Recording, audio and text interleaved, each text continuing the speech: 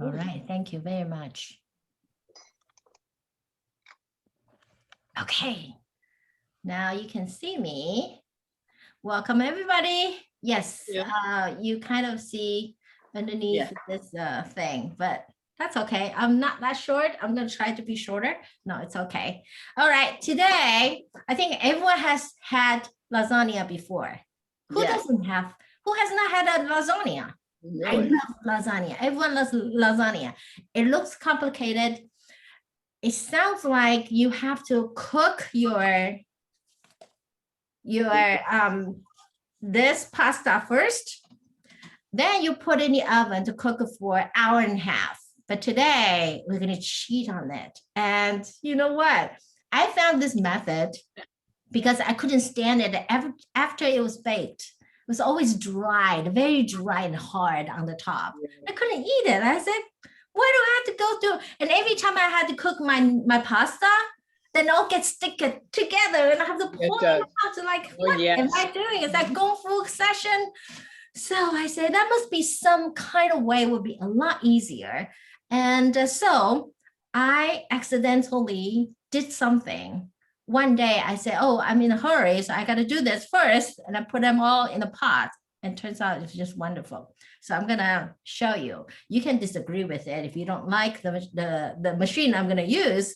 However, here, to make a vegan ricotta cheese, this is what we need. We have cashews. These are dried cashews. You don't have to buy the expensive whole cashew or really beautiful ones. These are just cashew pieces. They're a lot cheaper because later we're all going to soak them and then puree them. So you don't really need to buy expensive ones. So this is what I was in a hurry. So I soaked them in hot water. If you soak in hot water, it's ready within 10 minutes. But if you soak in cold water, it probably won't be ready until 1 or 2 hours later. But it depends. If you have a lot of time, you could just soak them. Now it's soaked. I'm going to use the liquid. And I'm going to put it in the blender. I'll be right back. You can hear me blending. You can put the nuts in the blender too, or just the liquid? No, the nut and a little bit of the liquid, not too much, because we want to make a thick paste. Okay. So I'm going to try to put the nuts inside. Ooh. Don't want too much liquid. But accordingly, because if your blender is not strong, you could run into trouble that your machine doesn't move at all. And that wouldn't help. So now let's put these little pieces. I remember if I have to buy this beautiful cashews in whole, it's like $9.99 a pound. But if you buy those pieces, it'll be $6.99 a pound. So that's all you need. I'm gonna put a little bit of liquid, if you can see, just a tiny bit, okay? I'm going to blend it.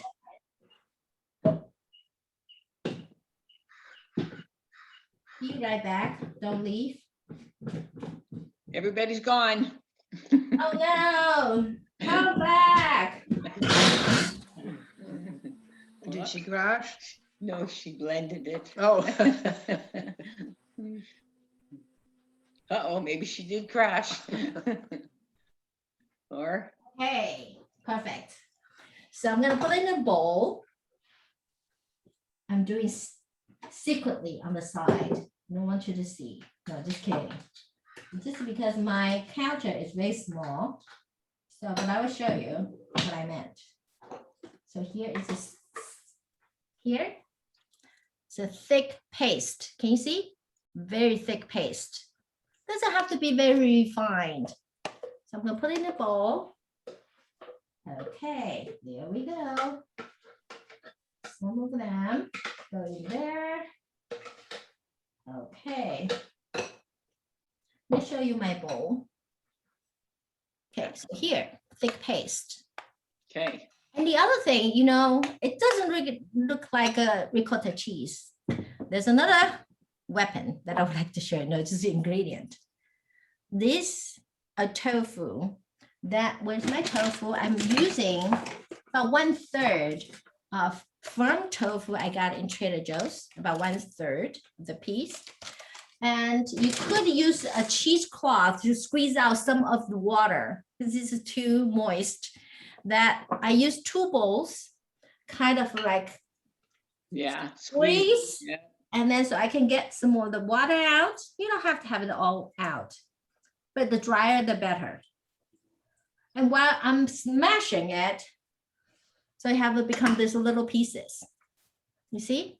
Yep. Now I'm going to dump it into my cashew paste.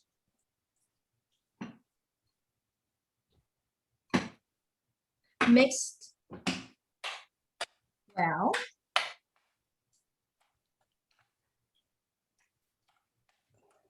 What I like to use a cashew paste or cashew milk is it has this natural sweetness. You don't have to add sugar.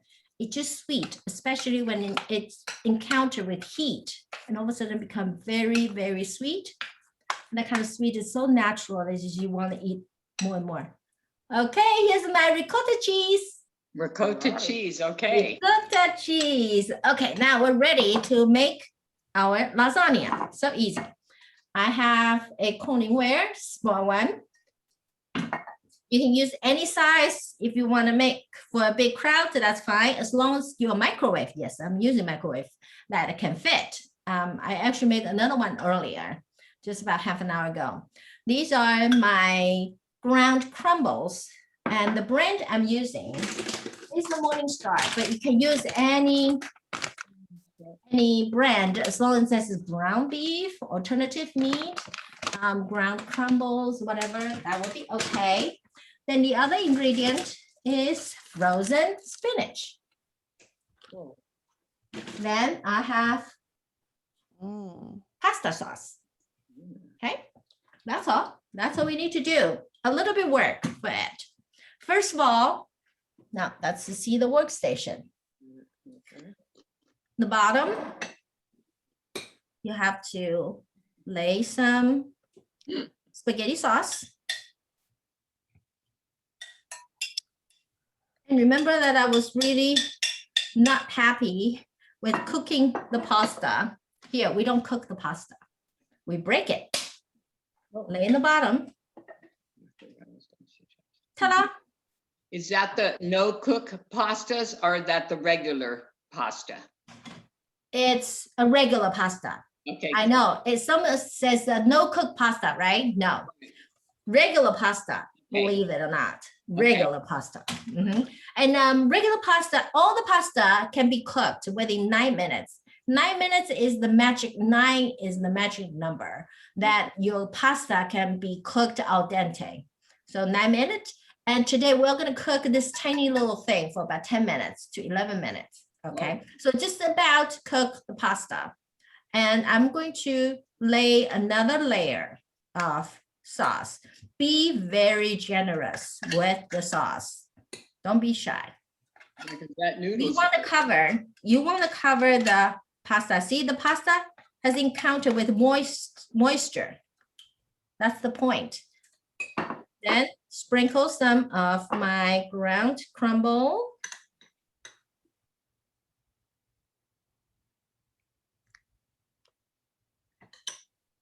Spinach.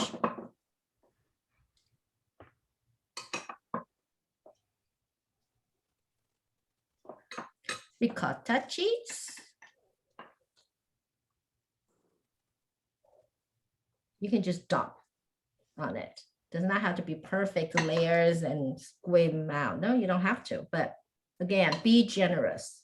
You'll be happy and your guests will be happy. Okay, and that's it. Now we're gonna make the second layer.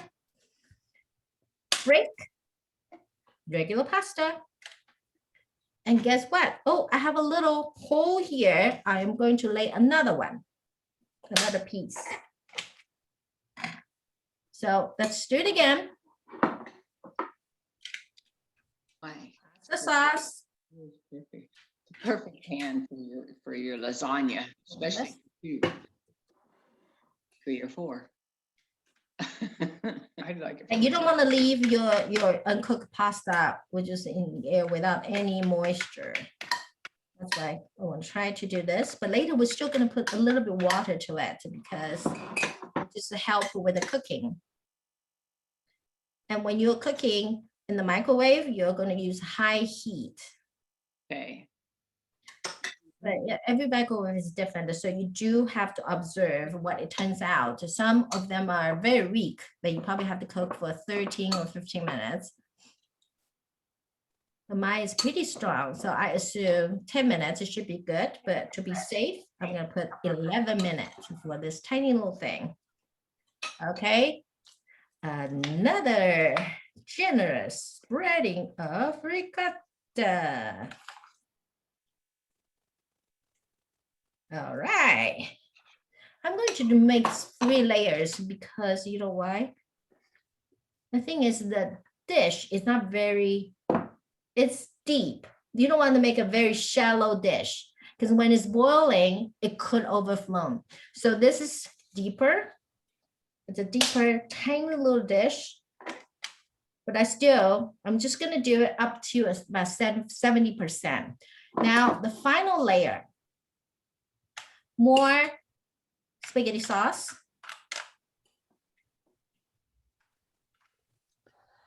I have to figure it out and then cook it. All right. A big dock of my ricotta.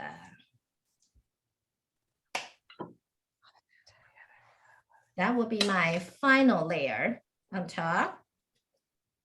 And to be fancy, I'm going to put a little bit of vegan Parmesan. And later, when you serve your lasagna, you can sprinkle more. You can give them the powder type. Okay, now we need a little water. You don't want to fill it all the way up. It will be too much liquid. So in this case, I'm going to watch just on the side. You don't want to disturb your sauce. I would say about halfway, almost to the top, to the pasta. Not the I don't know if you can see a little bit. Do you see the liquid? A little bit over here. Yeah, some water like that. We're ready to go. Remember to cover with the lid. So corningware is just an amazing invention by our beautiful Americans. Okay, now I'm going to pop in the microwave for 11 minutes.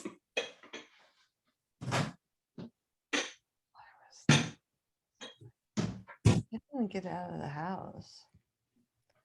Look at, she's got my phone. Now I can have a cup of tea waiting for my lasagna.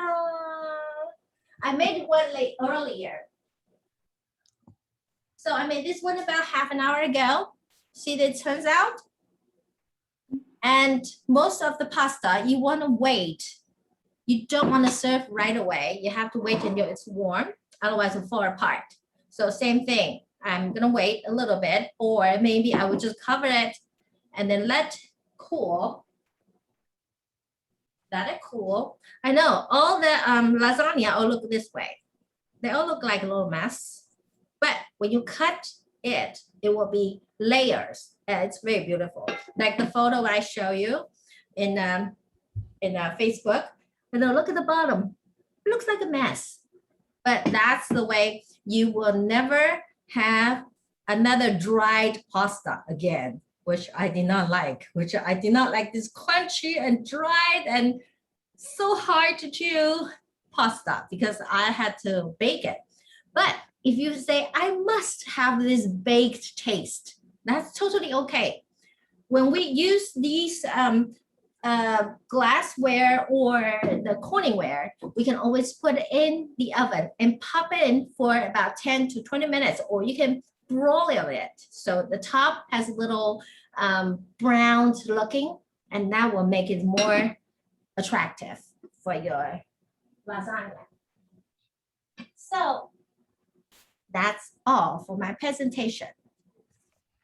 Thank you for joining me. Is that easy? Yeah. Yeah, thank I can you. tell you, you don't believe me, but if you tried it once, you're gonna tell me that's the best lasagna, because I thought, yo, it looks gooey, but because the pasta this lasagna pasta was cooked in tomato sauce. So it absorbed all the flavor.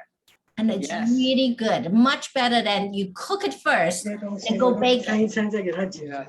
Because when you do that, your pasta actually only was moist by water, not by sauce. But this way, your pasta was actually flavored. So the whole experience is much more complete. And I really like it. So I want to share with you. So Okay. What's for dessert? This. Next time we should make a cannoli, right? Cannoli. Yeah. With ice cream in it. Oh, There's yeah. ice cream in I it. might be able to. Well, we should my. make Italian gelato, right? Yeah. Italian Yeah, gelato. do that one. Yeah. All right. Since California has opened, I can see our cooking show will have a different format. I think if you live nearby, I would like to invite you to my kitchen, or maybe we'll have a nearby, maybe other chef can come to the office and we all cook together. So we can taste it right after it's cooked. Yeah. That's the idea. Mhm. And Flavia, you're very welcome to come down. It's only 1 hour Oh. drive. I know that, right? I was. Sister Shirley, it's only 5-hour flight. It's not very far. 5-hour flight. Yeah, she lives in No, Delaware. I think 6 hours flight. Oh, It's just not very 1 more far. hour, Where no does she problem. live? And by the way, we have an airport in Santa Rosa. You just fly directly to Santa Rosa. Yes, quick. Okay. Great. Well, anyway, everybody's welcomed. We are going to keep our Zoom cooking show for now, for another month or two, and then we'll talk about it. Perhaps then we will start to have our in-person cooking kitchen. Thank you very much for joining me. Thank you. Okay, For thank having you. us. Bye. Bye. Very good. Bye-bye. Bye-bye. Bye-bye.